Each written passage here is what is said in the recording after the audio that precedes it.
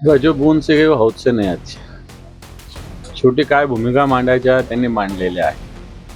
त्यांच्या त्यांच्या पक्षांतर्गत सुद्धा कशा पद्धतीनं लाथड्या हे समोर आलेलं आहे. जिल्ह्याचे पालकमंत्री सुद्धा बोलू शकत नाही अशा प्रकारची स्थिती आहे. मी तर म्हणाल ते मंत्री आहे का ओएसडी फडणवीसांचे असंच वागतात, ते मंत्र्यासारखं वागतच नाही खरं बोलायला गेलं तर. कालही बोललो, या खात्याच्या मंत्री आदिती तटकरे यांनी राजीनामा दिला पाहिजे. गजब गुण से हौद से नाही आजची. शेवटी काय भूमिका मांडायच्या त्यांनी मांडलेल्या आहे. त्यांच्या त्यांच्या पक्षांतर्गत सुद्धा कशा पद्धतीनं लाथड्या हे समोर आलेलं आहे. जिल्ह्याचे पालकमंत्री सुद्धा बोलू शकत नाही अशा प्रकारची स्थिती आहे. आणि सत्ताराने जी भूमिका मांडली ती कोणती अयोग्य भूमिका मांडली. ही जागा तशी पाहायला गेली, कारण जनरली कोणत्याही पक्षात अलायन्स मध्ये ज्याची जागा, जर हे म्हणतात आम्ही शिवसेना आहोत, ही जागा शिवसेनेची, मी स्वतःच निवडून आलेलो ना शिवसेनेचा मागच्या इथं, मग ही जागा यांना का नाही मिळाली. याचाच अर्थ भारतीय जनता पार्टीनं यांना पूर्णपणे नेस्तनाबूत करण्याची प्रक्रिया सुरू केलेली आहे. आणि हीच भूमिका सत्तारांनी मांडली. बरं झालं आता गुवाहाटीचं बाहेर आलं, बरं झालं ना सुरतचं बाहेर आलं. आता आम्ही म्हणत होतो तर नाही, आता सत्तारच बोलले. त्याच्यामुळे वरती बोलवलं तरी ठीक आहे, एखादा माणूस एखादा फॉर्म वापस घेऊ शकतो, पण त्याच्या मनातलं मतदाराला थोडी काही करू शकतो. आहेच आता, होईल काय झालेली आहे. ते पुण्यात बघा किती 22-23 लोक मेले, तसंच होईल ना. तसं हे भारतीय जनता पार्टीचा स्वभाव आहे. नितीश कुमारचं काय झालं आता, आहे राहिलं.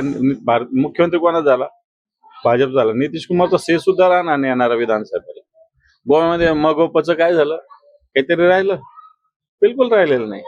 असे अनेक राज्य आहेत की जिथं भारतीय जनता पार्टीनं स्वतःची ताकद नसताना एखादा पक्ष हाती धरला आणि त्या पक्षाचा नंतर त्याच्यात, म्हणजे जशी ती मांजरीची गोष्ट नाही का, स्वतःच्या पिल्लाच्या डोक्यावर बसून जायचं, तसा तो प्रकार भारतीय जनता पार्टी करते. आणि इथं त्यांनी केलेलाच आहे ऑलरेडी. अब्दुल सत्तारांनी थोडी अतुल सावेंना ते मत सांगितलं म्हणून अतुल सावेंनी त्याच्यावर बोलायचं. अब्दुल सत्तार थोडी अतुल सावे तुम्ही अधिकारी, तुम्ही याच्यात बोला असं म्हणायला सांगितलेलं आहे. नाहीच दिलं ना.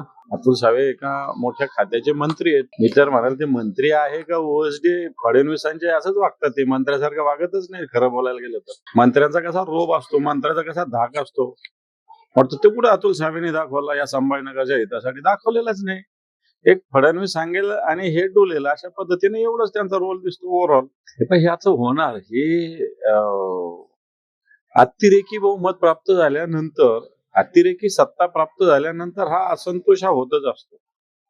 आणि त्याला भारतीय जनता पार्टीला येणाऱ्या काळात हळूहळू का होत नाही सामोरं जावं लागणार. हे मला नाशिकचं जास्त माहिती नाहीये, त्यामुळे मी काही त्याच्याविषयी बोलू शकत नाही. बरोबर आहे ना, संजय राऊत साहेबांनी जी भूमिका मांडली ती योग्य भूमिका आहे. ज्यांना ज्यांना असा पश्चाताप होत असतो, मला असं वाटतं त्यांनी या भूमिकेचा, ज्या घेतलेल्या भूमिकेचा पुनर्विचार केला पाहिजे. देखो, सरकार या योजनेत पूर्णपणे फसवणूक करते. मी कालही बोललो, या खात्याच्या मंत्री आदिती तटकरे यांनी राजीनामा दिला पाहिजे. 80 लाख महिला याच्यातून गाळल्या आणि येणाऱ्या काळामध्ये आणखी 50-60 लाख महिला याच्यातून गाळण्याची 100% शक्यता आहे. केवायसी कारण, अन्य अटी शर्ती कारण, वेगळ्या अटी शर्ती लादून याच्यातून कमीत कमी करायच्या. योजना बंद करता येत नाही ना, मग योजनेचे जे लाभार्थी ते कमी करायची ही कृती भारतीय जनता सरकारची. जसं त्यांनी शिवभोजनचं असंच केलेलं आहे. योजना बंद नाही करताना वर्षभर पेमेंटच त्यांनी, गरीब लोक बिचारे कंटाळून बंद करतात.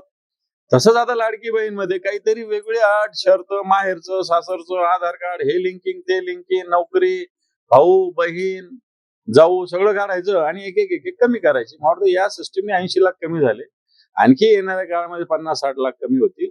आणि मला वाटतं अजून वर्षभरात या सगळ्याच्या सगळ्या लाडक्या बहिणी नावापुरत्या राहतील, अशा प्रकारचं भारतीय जनता पार्टीच्या सरकारचं धोरण दिसतं.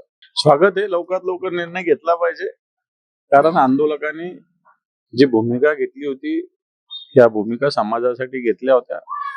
आणि या आंदोलनामुळे जे जे कुटुंब उघड्यावर पडलेले, मला वाटतं त्यांचं आधार देणं ही सगळ्यांची सामुदायिक जबाबदारी आहे. सरकार जर याच्यावर पाऊल उचलत असेल तर मला असं वाटतं त्याचं स्वागत आहे. मलाही निमंत्रण आहे मंचरचं, मी जाण्याचा प्रयत्न करणार आहे. मी शिर्डीला आता चाललोय, शिर्डीहून पुण्याला जाताना मंचरला मी 100% थांबेल. जर आंदोलन भेटलं तर आंदोलनात सहभागी होईल. परंतु कांद्याचा प्रश्न सरकारने 26 तारखेला सांगितलं होतं की 27 तारखेला आम्ही केंद्र सरकारशी चर्चा करणार आहोत. चर्चा झाली, निर्णय अजून काही झाला नाही. कांद्याला भाव नाही, कांद्याची खरेदी केंद्र हे बाजारपेठेमध्ये सुरू करावे अशा प्रकारची आमची मागणी होती. आणि मला असं वाटतं जो 2 लाख टन खरेदी करणार म्हटलेल तो किमान 10-20 लाख टन खरेदी केला पाहिजे, कारण या कांद्याचं उत्पादनच 130 लाख टन या महाराष्ट्रामध्ये आहे. असं असताना मला असं वाटतं 2 लाख टन खरेदी करून काही ऊस जळणार नाही. कोणी एकदम आमदार गैरहजर राहिले म्हणून एकदम उमेदवार गोत्यात येईल असं होत नसतं. काही काम असू शकतात, पण हे पण त्यांनी टीका केली म्हणून मी टीका नाही करणार. त्यांच्यासारखी नालायक पद्धतीची भूमिका आम्ही घेणार नाही. हिंदू मुसलमान ज्याचं कॅलिबर आहे, ज्याच्यात क्वालिटी, ज्याच्या संघटनेसाठी कॉन्ट्रीब्युशन आहे, तो कोणत्या जातीत असो, कोणत्या धर्मात असो, त्याला संघटनेनं संधी दिली पाहिजे. ती कोणतीही असो, आमचीच नाही कोणती असो. पण मला असं वाटतं जो परभणीचा उमेदवार आहे त्याचा इतिहास सुद्धा तपासला पाहिजे. हाय महत्वाचा. मी काय मुस्लिम आहे, त्यांनी टीका केली म्हणून मी टीका मुळीच करणार नाही. द्यावी उमेदवारी, त्याचं स्वागत आहे. परंतु हा उमेदवार खरोखर कशा पद्धतीचा आहे, त्याची पार्श्वभूमी काय आहे, आता मी सांगत नाही, आपणच तपासावे असं मी तुम्हाला सांगतो. मला नाही माहिती कोण होते महाविकास आघाडीचे. हे पण मी तुम्हाला सांगतो, कोणी गैरहजर आहे ना हजर आहे म्हणून काही हजर असूनही काही कामाचे नसतात, काही गैरहजर असूनही कामाचे असतात. त्यामुळे मला असं वाटतं त्याच्यामुळं कोणत्या उमेदवाराची प्रतिक्रिया देणं योग्य होणार नाही. ठीक आहे, आता काल मी बोललो याविषयी, आता वापस रिपीट काय बोलायचं. आम्ही नाही साथ घातली कोणालाच, आम्ही कोणालाही साथ घातलेली नाही, आम्ही कोणालाही काही बोललेलं नाही.